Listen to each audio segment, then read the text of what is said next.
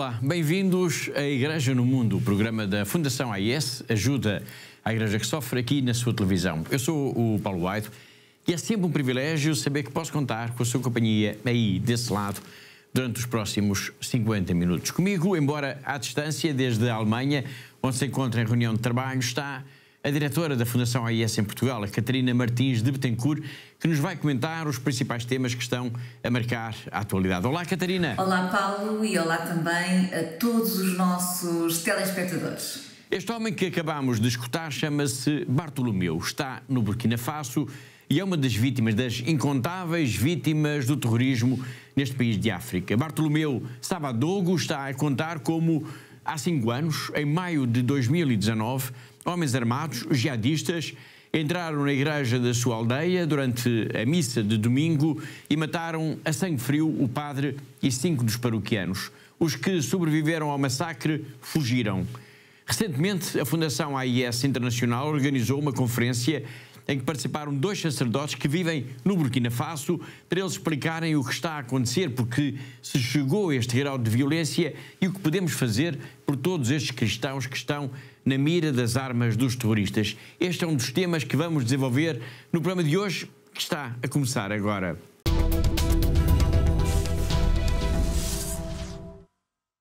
Depois de Portugal ter experimentado uma vez mais a tragédia dos incêndios, com 5 mortos, mais de 100 de feridos e terríveis perdas materiais, podemos dizer que não é possível esconder mais o facto das alterações climáticas serem mesmo um problema crescente para toda a humanidade. Sinal disso, na mesma altura em que uma vasta região de Portugal ardia, havia inundações graves em alguns países da Europa e também em África. A Nigéria foi um desses países. Chuvas fortes, a que se juntou o rebentamento de uma barragem, provocaram uma catástrofe em Maiduguri. Foram, Catarina, as piores inundações registadas nesta região da Nigéria em 30 anos. Sim, Paulo, foram de facto as piores inundações em 30 anos nesta região de Maiduguri. Mas antes de falar deste assunto, Paulo, eu gostaria aqui de deixar uma palavra de solidariedade. De solidariedade para com todas as pessoas que perderam, que foram vítimas destes incêndios de Portugal, para todas as vítimas, todas as famílias que tiveram vítimas durante os incêndios, para todos aqueles que perderam os seus bens, como as suas casas, as suas propriedades, os seus animais, enfim, todos aqueles que perderam os seus bens e que agora têm que recomeçar então de novo, têm que recomeçar do zero as suas vidas. Portanto, não queria deixar passar esta mensagem, porque não os podemos esquecer, todas estas pessoas, nas nossas orações, não os podemos esquecer de facto nos nossos pensamentos do dia a dia. Falando então agora de Maiduguri, portanto na Nigéria, como o Paulo falou, de facto foram as piores inundações dos últimos 30 anos, com a cidade a ficar completamente ou praticamente submersa. Foi de facto devastador estas inundações. Trazemos aqui esta situação em concreto, dada a proximidade da Fundação AIS para com a Diocese de Maiduguri, que é, e importa lembrar esse facto, também a região mais afetada ao longo dos últimos anos pelos ataques do tenebroso grupo terrorista Boko Haram. Precisamente, Paulo. Portanto, desde 2009 que este grupo jihadista, o Boko Haram, tem de facto lançado mortíferos ataques terroristas nesta região norte da Nigéria, muitos deles visando especificamente as comunidades cristãs, e o balanço destes anos não poderia ser mais violento, porque o terror de facto tem sido brutal. Calcula-se, Paulo, que nestes últimos anos cerca de 16 mil pessoas tenham perdido as suas vidas, mas também haja cerca de pelo menos 2 milhões de deslocados. Portanto, pessoas que foram forçadas a fugir das suas casas, pessoas que foram obrigadas a fugir desta violência terrorista e que neste momento, Paulo, vivem em campos de acolhimento, em que têm ainda, mesmo assim, têm o apoio da Igreja Católica. Estruturas que, e importa também salientar isso, têm recebido ao longo destes anos o suporte da Fundação AIS. Exatamente, Paulo. E um exemplo disso, e eu gosto sempre de falar deste exemplo, porque de facto é muito importante este exemplo, é importante referirmos a importância a relevância que este projeto tem efetivamente para as pessoas. E este projeto que eu estou a falar é o Centro de Trauma da Diocese de Maiduguri, que é uma estrutura da Igreja, portanto, que foi criada com o apoio da Fundação AIS e que tem como objetivo auxiliar as pessoas que viveram ou que passaram por experiências dramáticas, experiências traumáticas, que foram vítimas destes ataques deste grupo terrorista, o Boko Haram, que é muito ativo nesta região norte da Nigéria. O centro de trauma, que provavelmente terá ficado também submerso com as fortes chuvas e o rebentamento da barragem no dia 10 de setembro. Bom, calculo que sim, Paulo. Portanto, nos contactos que temos mantido com a Diocese de Maiduguri, não é possível percebermos caso a caso exatamente o que é que se terá passado ou como é que as estruturas da Igreja foram efetivamente ficaram danificadas. Portanto, o que sabemos, e é aquilo que nos têm dito, é de facto que a dimensão dos estragos é incalculável e que uma parte considerável da cidade ficou debaixo submersa. Nós falámos com o bispo Dom John Bakeni, que é o bispo auxiliar de Maiduguri, que nos fez um primeiro relato sobre o que efetivamente tinha acontecido naquela região, e ele disse-nos que cerca de 40% da cidade tinha sido engolida, e esta foi exatamente a expressão, Paulo, que ele utilizou, que a cidade tinha sido engolida, portanto 40% da cidade tinha sido engolida pelas águas. A Fundação AIS recebeu imagens que estamos a ver e que mostram precisamente isso. Sim, são imagens, por exemplo, da Catedral de São Patrício, ou do edifício da Reitoria, onde ficaram parcialmente submersos e que obrigou, de facto, os sacerdotes a procurarem abrigo em zonas mais altas da cidade. Toda esta situação provocou de imediato uma crise humanitária muito grave, até porque estamos a falar em comunidades pobres e, como referimos há pouco, também de milhares de pessoas que viviam já em condições muito precárias em campos de deslocados internos por causa dos ataques terroristas.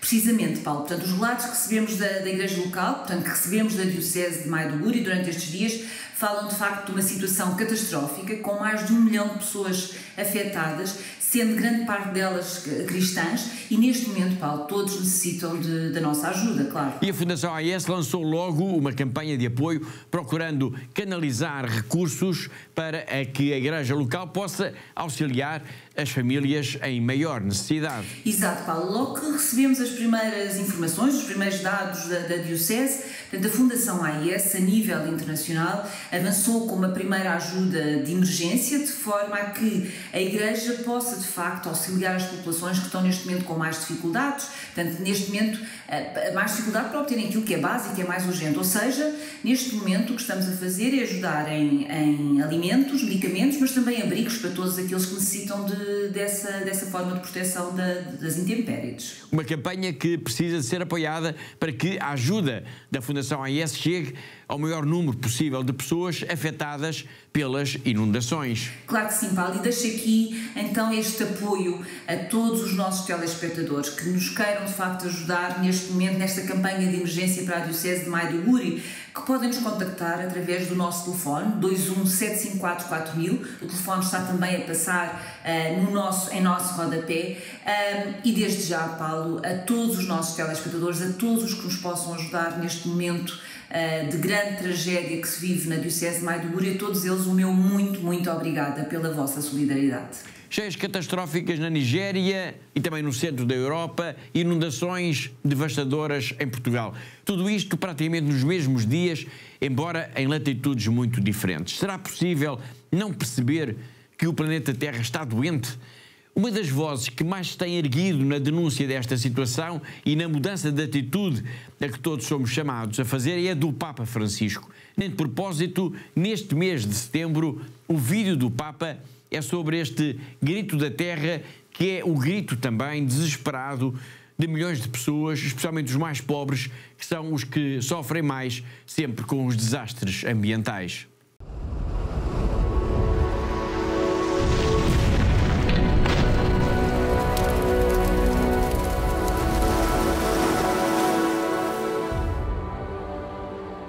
Recemos por el clamor de la tierra. Si tomamos la temperatura del planeta, nos dirá que la Tierra tiene fiebre.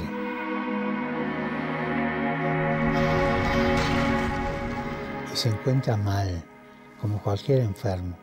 Pero nosotros escuchamos este dolor Escuchamos el dolor de los millones de víctimas de las catástrofes ambientales. Los que más sufren las consecuencias de estos desastres son los pobres, los que se ven forzados a dejar su casa por inundaciones, olas de calor o sequías.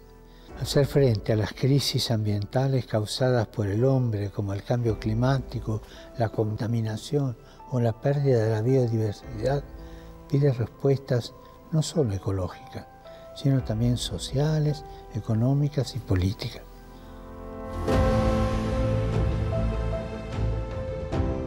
Tenemos que comprometernos en la lucha contra la pobreza y la protección de la naturaleza, cambiando nuestros hábitos personales y los de nuestra comunidad. Oremos para que cada uno de nosotros escuche con el corazón el clamor de la tierra, el clamor de las víctimas de las catástrofes ambientales y del cambio climático, comprometiéndonos personalmente a cuidar el mundo que habitamos.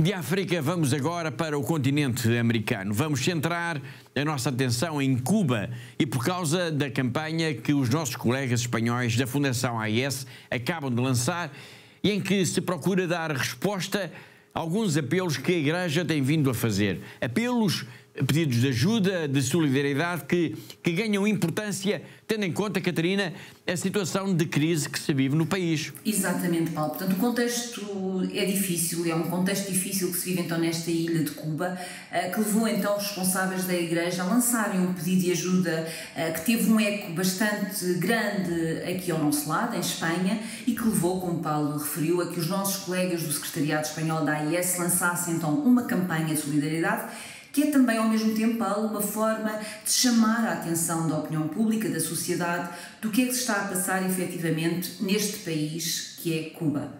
E que situação é essa? Quais são, então, os sinais de que há uma crise em Cuba?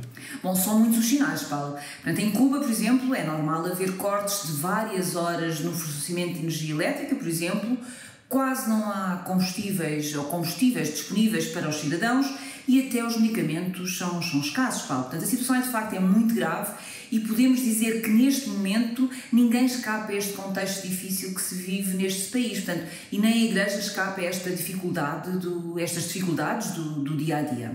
E tendo em conta tudo isso, qual é que é o principal objetivo desta campanha, desta iniciativa da Fundação AIS? Bom, Paulo, o objetivo desta campanha é ajudar a Igreja de Cuba a ultrapassar a falta de meios materiais para que possam continuar a fazer o seu trabalho pastoral, para que possam continuar a fazer a formação de leigos, mas também ajudar na sobrevivência dos próprios sacerdotes e das religiosas. E ainda há também o trabalho de acompanhar as vocações que existem neste país. É uma ajuda, Paulo, que se torna cada vez mais importante e sublinho, dada a situação de profunda crise que se vive neste país, é de facto urgente esta campanha de solidariedade que foi lançada então aqui pelos nossos colegas ao lado, em Espanha. Obrigado, Catarina. Na apresentação da campanha da Fundação AIS de Espanha participou via internet o Bispo de Holguín, Dom Emílio Araguren, que explicou de viva voz as características principais da Igreja de Cuba, sublinhando que é uma igreja viva, unida e também muito pobre. Vamos agora rever as suas palavras. En primer lugar, la iglesia en Cuba es una iglesia viva, es una iglesia unida, es también una iglesia pobre. Es una iglesia que a lo largo de todas estas décadas ha ido haciendo su propia espiritualidad. No solamente los obispos, los sacerdotes, los pastores, sino también todo el pueblo de Dios en las comunidades ha ido poco a poco fomentando una espiritualidad que está apoyada en 4 claves del reino de los cielos. El valor de lo poco, el valor de lo pequeño, el valor de lo anónimo y el valor de la gradualidad, del poco a poco, del todo a su tiempo.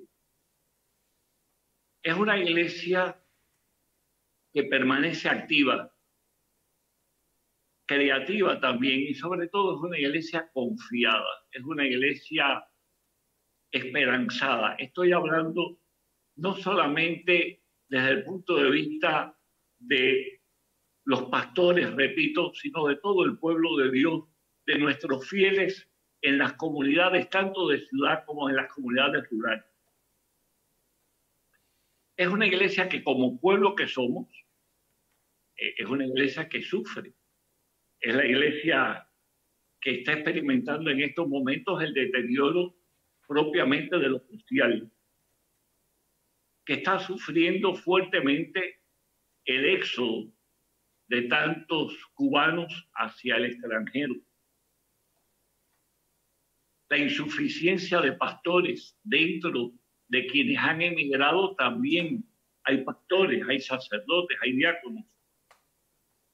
Una iglesia que en estos momentos está experimentando una gran limitación en cuanto a su movilidad, en cuanto a la posibilidad de trasladarnos, por ejemplo, de la ciudad a las comunidades rurales y después a los poblados un poco más intrincados, llamémosle así, por camino específico, camino ya de segunda o tercera calidad. Todo esto por la dificultad que tenemos en el parque de vehículos, que es algo que nos limita mucho porque es un parque muy antiguo.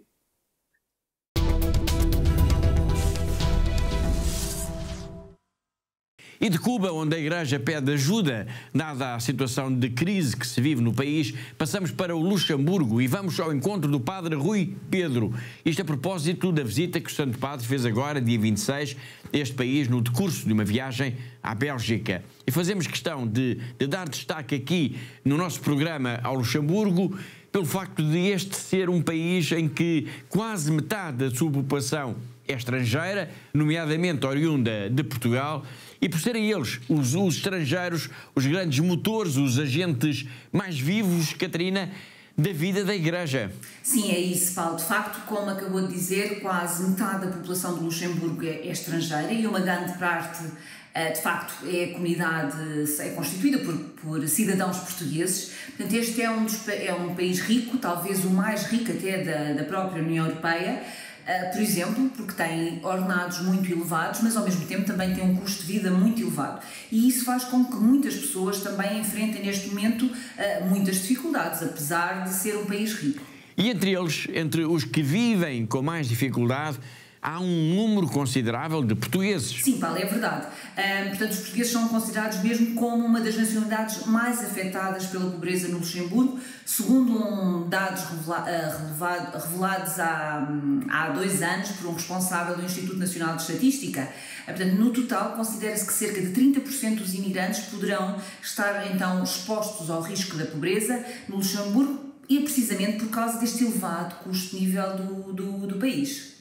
Esta visita ao Luxemburgo do Papa Francisco ajuda a trazer essa e muitas outras questões para a ordem do dia.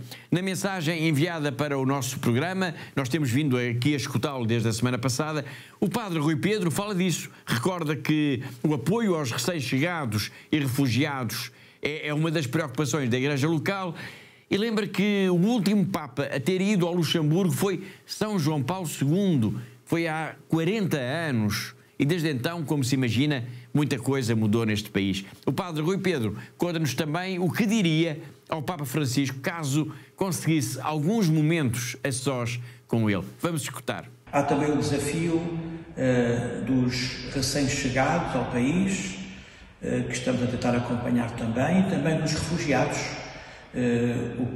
O Santo Padre, Papa João Paulo II, foi há 40 anos que esteve aqui.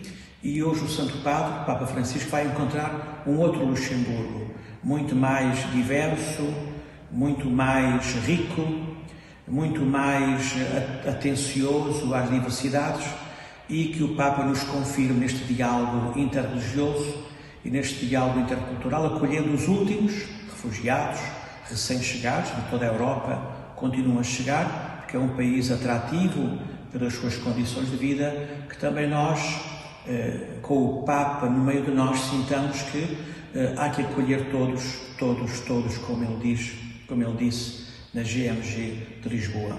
Mas o que eu diria ao Papa duas coisas eu diria ao Papa. A primeira, como missionário scalabriniano que eu sou, somos 4 missionários aqui no Luxemburgo a acompanhar as comunidades migrantes. Como missionário scalabriniano, eu diria ao Papa, muito obrigado por ter, de facto, no seu ministério, no seu magistério, ter sempre presente os migrantes e os refugiados.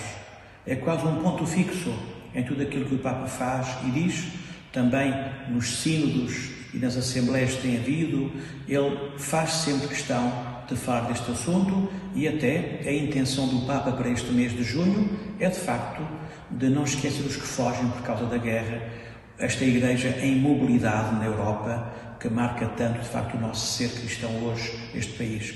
E a segunda coisa era dizer ao Papa muito obrigado, Santo Padre, por há 1 ano e meio ter decidido canonizar São João Batista Scalabrini, o pai dos migrantes, onde de facto temos neste momento também um bispo santo, um bispo para quem a diocese de Piacenza, em Itália, onde ele era bispo, não foi suficiente para manifestar a sua solicitude pastoral. Ele foi atrás dos seus diocesanos que partiam para os Estados Unidos, para o Brasil, para a Argentina. Ele foi atrás porque não queria que esses imigrantes, ao imigrar, perdessem a fé e perdessem a cultura.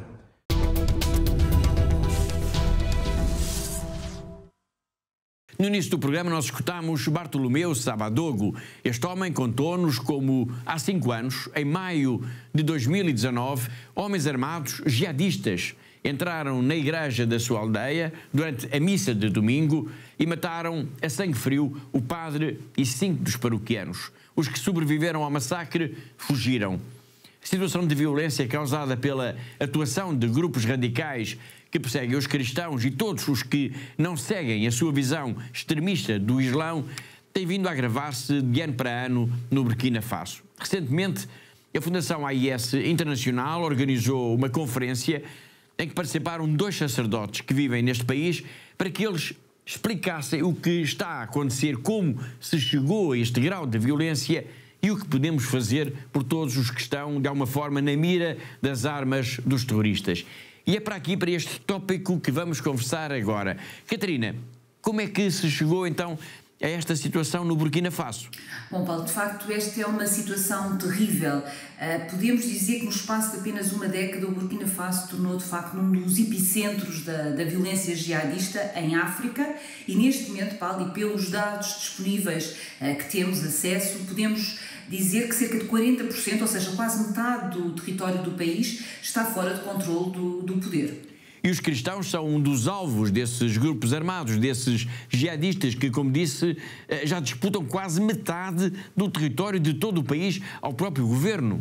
Sim, e as notícias dos ataques aos cristãos têm vindo a crescer de dia para dia e dir-se-ia, Paulo, até que as autoridades não estão neste momento a conseguir lidar com esta situação que tem vindo a aumentar desde o ano de 2015. Este ano, em agosto, por exemplo, houve um ataque terrível numa aldeia a cerca de 30 km da cidade de Caia, em que terão sido mortas mais de 150 pessoas. Sim, a Fundação AIS denunciou esta atrocidade, apesar de praticamente mais ninguém nos meios de comunicação terem dado esta notícia ou investigado em profundidade o que é que efetivamente aconteceu. Portanto, neste caso, Paulo, a aldeia de Barsogolo foi alvo então de um ataque terrorista em que foram assassinadas mais de 150 de pessoas, incluindo 22 cristãos.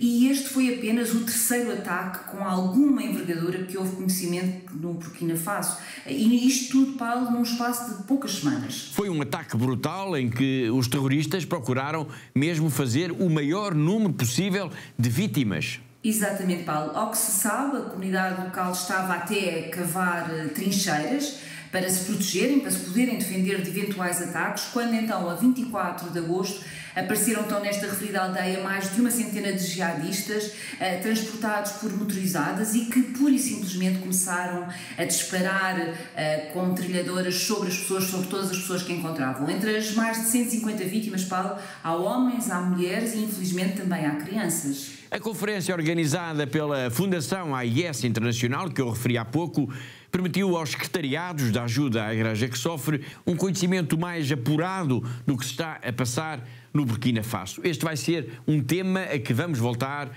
por aqui em próximos programas. Mas, como a Catarina referiu há pouco, a violência neste país não é de agora. É como uma torrente que tem vindo a crescer de ano para ano, sempre com mais violência, sempre com mais brutalidade. Que o diga o Sr. Bartolomeu Savadogo, que escutámos logo no arranque do programa e que aceitou relatar para nós como a sua vida, a vida da sua família e da sua comunidade mudou radicalmente em maio de 2019, quando os jihadistas entraram na igreja da sua aldeia aos tiros durante a celebração de uma missa. Mataram o padre e 5 vizinhos. Assassinaram-nos na igreja à frente de todos.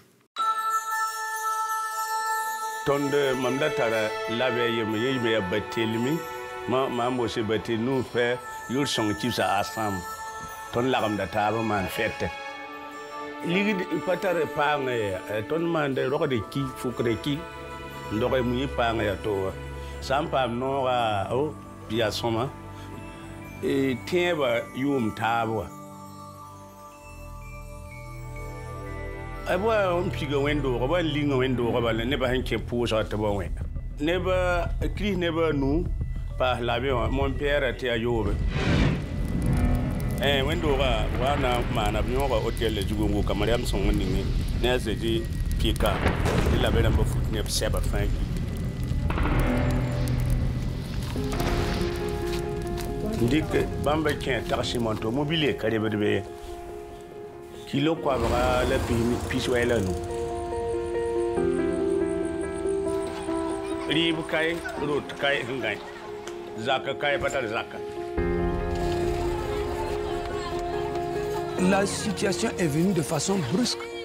Ce n'était pas facile pour nous au niveau de notre CCB. Alors on a essayé de trouver des solutions pour endiguer la situation.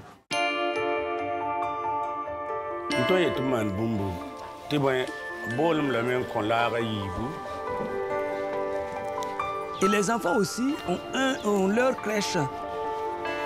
Et ils prennent cette crèche, ils tournent de porte en porte. Et les gens de famille en famille.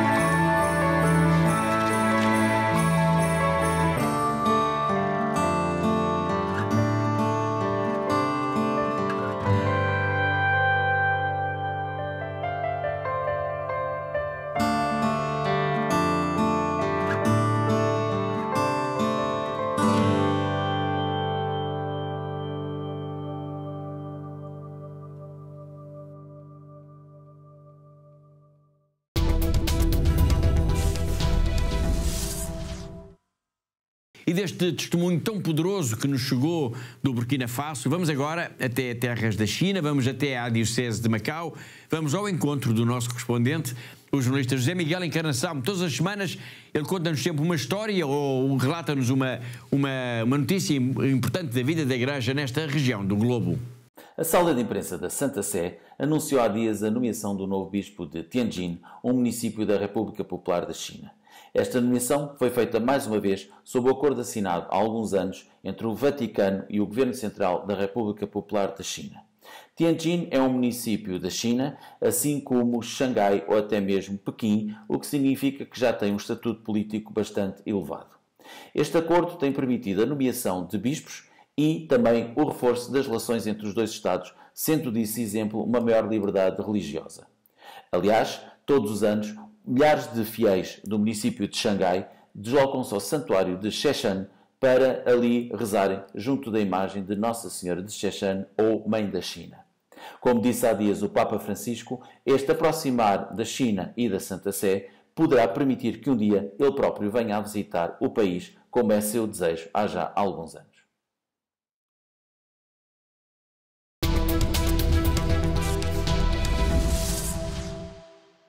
Foi o José Miguel Encarnação, o nosso correspondente em Macau, na China, e assim chegamos ao fim da primeira parte do nosso programa. Na segunda parte nós vamos falar do Líbano, da situação cada vez mais difícil neste país e da campanha de regresso às aulas que a Fundação AES está a promover aqui em Portugal. Vamos voltar a escutar também Dom António Juliace, o Bispo de Pema, que enviou para a Fundação AES em Lisboa um relato de como foi a visita pastoral às paróquias do norte da Diocese que estiveram mais no centro da violência dos grupos terroristas, e vamos ainda, claro, falar da jornada de oração do terço com as crianças que vai acontecer já dia 18 de outubro. Muitos temas para depois de um breve intervalo. Até já!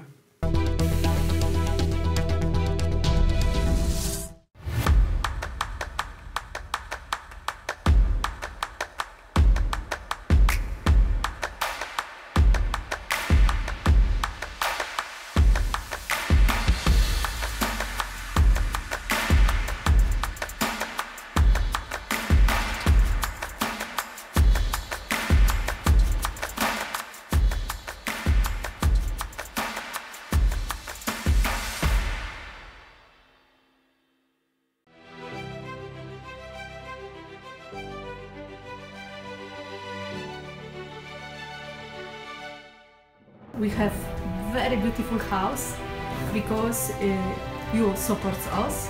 So thank you very much. Thank you.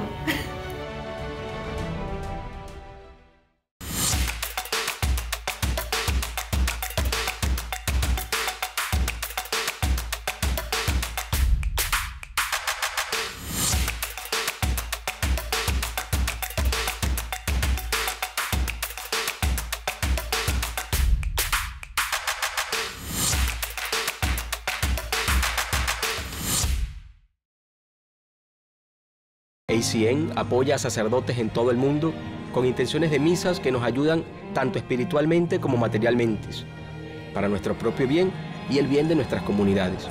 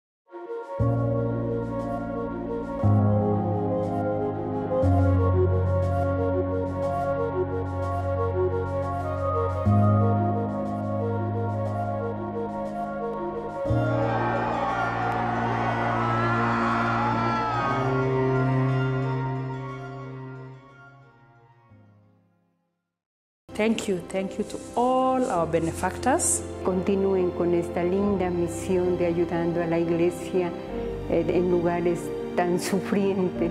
Щиро дякую всім вам, що ви є на хресній дорозі, допомагаєте нам нести наш хрест. We are trying to be Jesus. Through your help and support, we are able to bring the gospel to the people. Thank you so much. May God bless you. You are giving us hope and you are putting a smile in our faces. Thank you so much.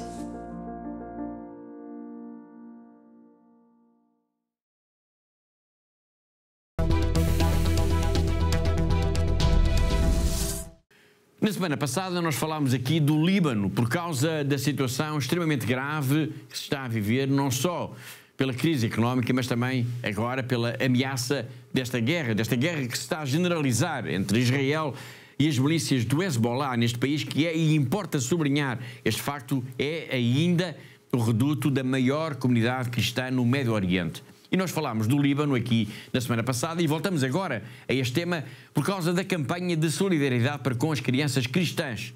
Campanha que a Fundação AES acabou de lançar aqui em Portugal.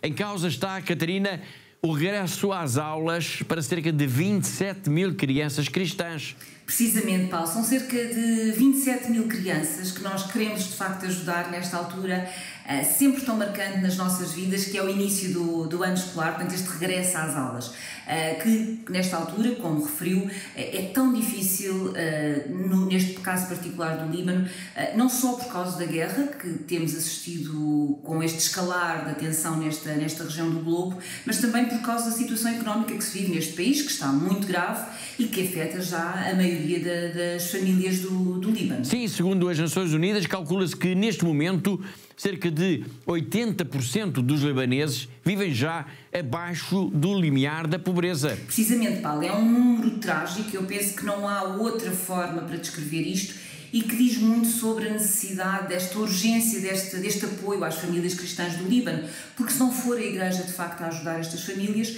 infelizmente não haverá muito mais pessoas a ajudar estas famílias cristãs na sobrevivência do dia-a-dia. A crise económica de que fala, a pobreza das famílias, é o resultado de uma inflação galopante, mas não só. Pois não, Paulo. Portanto, a inflação veio de facto acentuar esta pobreza, a desvalorização do dinheiro também praticamente encurralou todas as famílias, que neste momento são quase todas elas, vivem, mesmo as que viviam razoavelmente bem antes desta situação, vivem neste momento praticamente numa situação miserável, uma situação muito dramática, e neste momento, Paulo, e é bom também explicarmos aos nossos telespectadores, em muitas famílias do Líbano, a miséria é mesmo uma realidade do dia-a-dia, a começar, por exemplo, com a ausência de bens essenciais, e começa ali, em casa, na mesa, onde muitas vezes já há falta de pão sobre a mesa. E no meio da escassez das coisas básicas, a começar pelo pão, como disse, é preciso dar atenção também a todas as outras coisas que fazem parte da vida das famílias, como é o caso da escola, do regresso às aulas. Se as famílias não têm como comprar pão, como podem comprar os cadernos, os lápis e as borrachas para os seus filhos? Exatamente, Paulo. E foi a pensar nisso que decidimos então, uma vez mais, aqui em Portugal, lançar então esta campanha de ajuda às crianças libanesas para o regresso às aulas. Aquilo que nós propomos aos nossos benfeitores, aos nossos amigos e que agora também proponho aos nossos telespectadores é, de facto, que ajudem as famílias do Líbano, oferecendo então os artigos básicos para que estas crianças possam começar o seu ano escolar. Artigos básicos, ou seja, canetas, lápis, cadernos? Exatamente, Paulo, é isso tudo. Portanto, cada cabaz escolar que a Fundação AES pretende entregar a cada criança então libanesa tem os artigos básicos para começar o ano. Por exemplo, cadernos, esferográficas, lápis, borrachas, tesoura, afia-lápis, réguas, quadra, mas também, por exemplo, plasticina, cola e até uma bíblia, Paulo. O nome da campanha, Catarina, diz tudo. Um cabaz escolar é igual a um sorriso. Exatamente, Paulo. Cada cabaz escolar que queremos entregar a cada uma destas cerca de 27 mil crianças que vai fazer com que nestes rostos haja, em cada criança, haja um rosto de felicidade, haja um rosto de alegria, com um sorriso na sua cara. Portanto, estes rapazes, estas raparigas, estes meninos, estas meninas irão ficar felizes porque poderão começar então as suas aulas com o básico para poderem começar as aulas. E ao mesmo tempo também há um alívio que estamos a levar às famílias que muitas vezes, infelizmente, não têm outra forma de conseguir dar estes bens essenciais aos seus filhos. Muito bem, e como é que os nossos telespectadores podem então ajudar a Fundação AES a fazer chegar a todas essas crianças o material escolar necessário para o recomeço das aulas? Bom, Paulo, para garantir isso e para assegurar que estas quase 27 mil crianças que estão em 87 escolas cristãs tenham este cabaz escolar, então eu convido a quem nos está a ver neste momento que nos ligue para o nosso telefone 21 754 4000, o telefone está a passar aqui em rodapé, ou então visitar a nossa página de internet em fundação-aes.pt e oferecer então estes cabazes escolares, ou um cabaz escolar, ou os cabazes escolares que pretender e que puder. E digo isto, Paulo, porque cada cabaz escolar tem um valor que eu diria que é relativamente fácil para nós portugueses conseguir oferecer então um cabaz escolar. Cada cabaz escolar custa 11 euros, ou seja, por exemplo, com 33 euros nós conseguimos fazer sorrir 3 crianças do Líbano. O que significa, nesse caso, 3 crianças a sorrir. Exatamente, Paulo. E o regresso às aulas é de facto um exemplo que podemos fazer já por todas estas crianças que vivem num país que, como sabemos, o dia-a-dia é cada vez mais difícil e é marcado pela pobreza, pela intranquilidade. E eu volto a recordar, Paulo, a quem nos está a ver, que com 33 euros é possível entregar 3 cabazes escolares a 3 crianças do Líbano. Portanto, não podemos deixar de, se puder, é o desafio, mais um desafio que eu deixo aqui hoje aos nossos telespectadores, se puder ajudar uma das crianças, destas cerca de 27 mil, desde já fica aqui o meu muito, muito obrigada, em nome destas famílias, em nome destas crianças que tanto necessitam do nosso apoio. Estamos a falar da campanha da Fundação AES de apoio às crianças cristãs libanesas para terem um cabaz escolar que lhes permita o material necessário para o regresso às aulas. Estamos a falar em cerca de 27 mil crianças. Esta situação é o retrato também de um país à beira da ruína económica e agora a enfrentar uma vez mais a escalada da guerra entre Israel e o Hezbollah. A irmã Hunda Tanori é a diretora de uma das escolas cristãs do Líbano, a escola em Jabolé, uma zona agrícola, onde, como a irmã vai dizer já de seguida, é muito humilhante para as famílias não terem sequer dinheiro para comprar pão.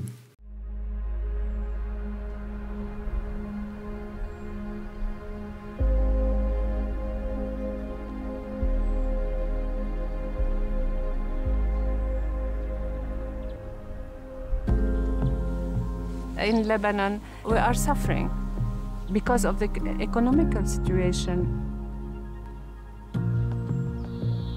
All these regions are agriculture, and the children didn't go to schools, and schools were only for the rich people.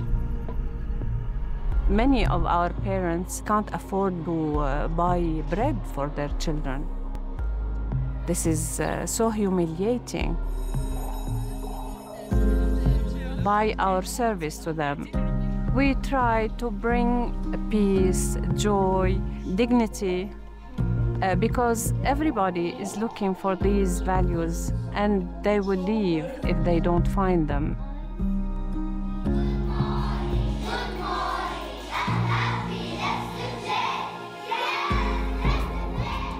This school made me love Jesus Christ more. I always thank God because He gave me this position in my life. I always thank God because He gave me my parents, He gave me my friends, He gave me my great school, and I have a lot of plans, yeah. The plan is to be a doctor.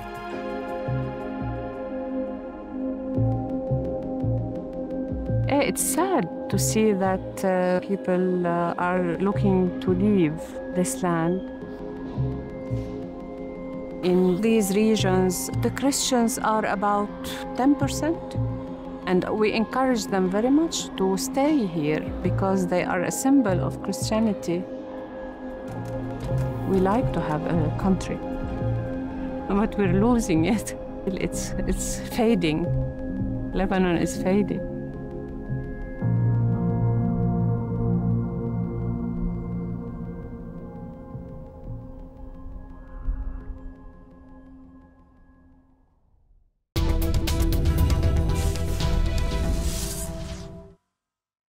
Na semana passada escutámos o bispo de Pemba, Dom António Juliace, a falar da dor que sentiu quando visitou algumas das paróquias das comunidades cristãs que ficam situadas na região norte da diocese, na região norte de Cabo Delgado, em Moçambique, e que foram atacadas pelos terroristas.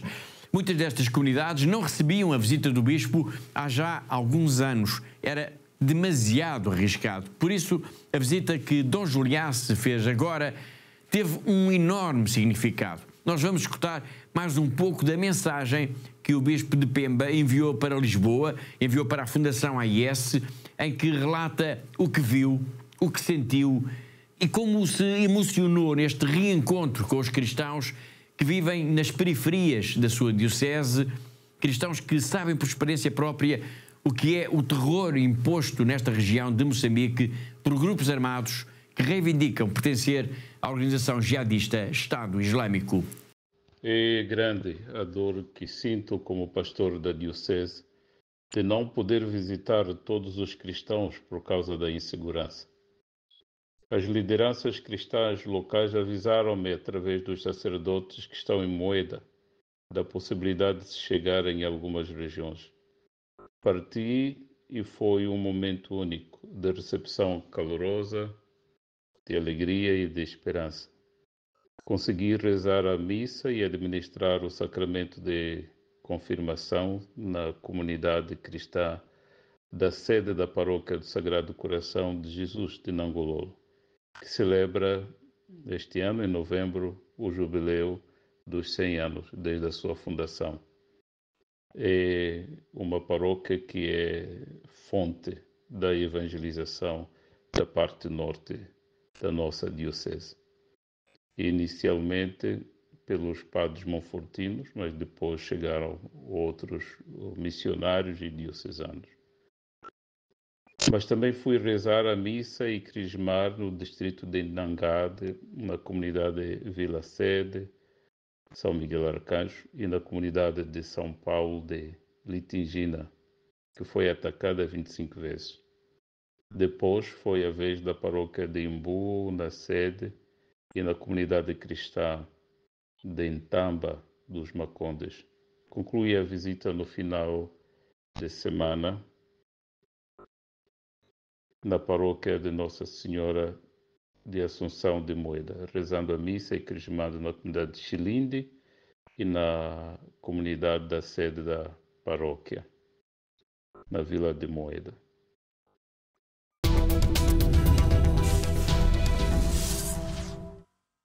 Foi Dom António Juliace, bispo de Pemba, em Moçambique, a contar-nos em exclusivo o que sentiu quando esteve agora em contacto com as comunidades cristãs no norte de Cabo Delgado e que, por causa dos ataques terroristas, não recebiam a visita do seu bispo há já algum tempo.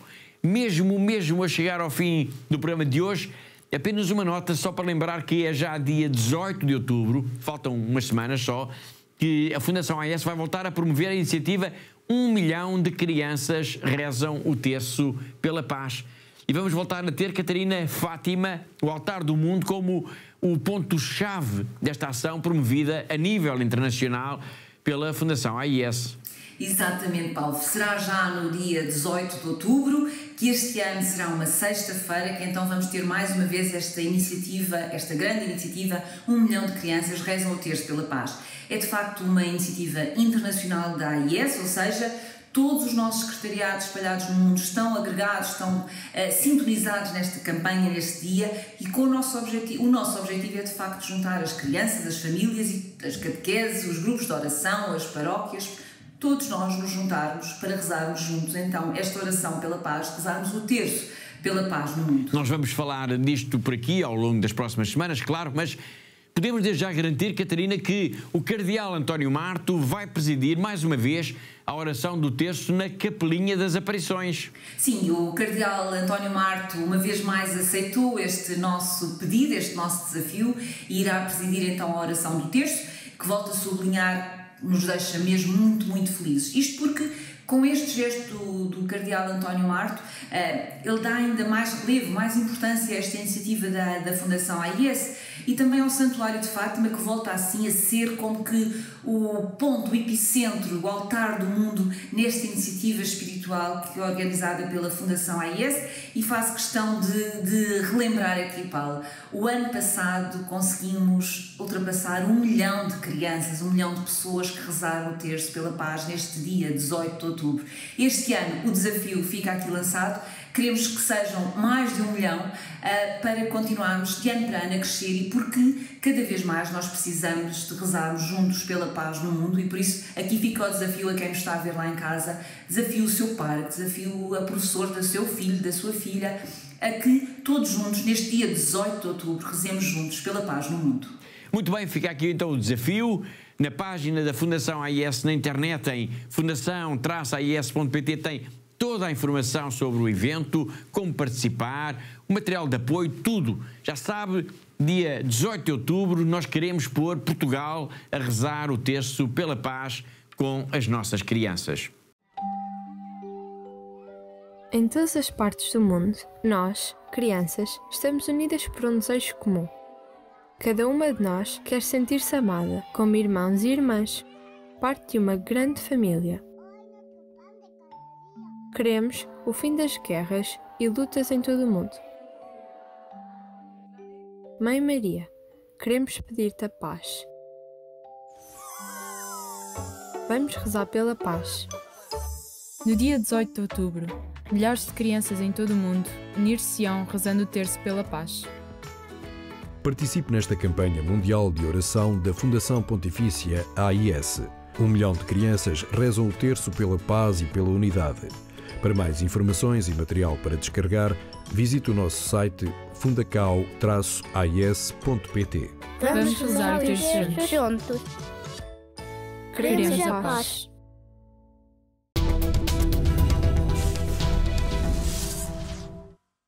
E com este desafio para se rezar pela paz com as crianças, desafio agendado para o dia 18 de outubro, chegamos então ao fim do programa de hoje. Lembro que todas as notícias, tudo o que diz respeito à missão, ao trabalho, ao dia-a-dia da Fundação AIS está sempre disponível para leitura, para consulta na nossa página na internet. Não se esqueça, é bom sabermos que o bem que fazemos pode mudar vidas concretas. Resta-me agradecer a colaboração da Catarina, diretora da Fundação AIS em Portugal, hoje desde Königstein, na Alemanha, assim como de todos os que ajudaram a produzir, a editar e a levar até si este programa. Despeço com amizade.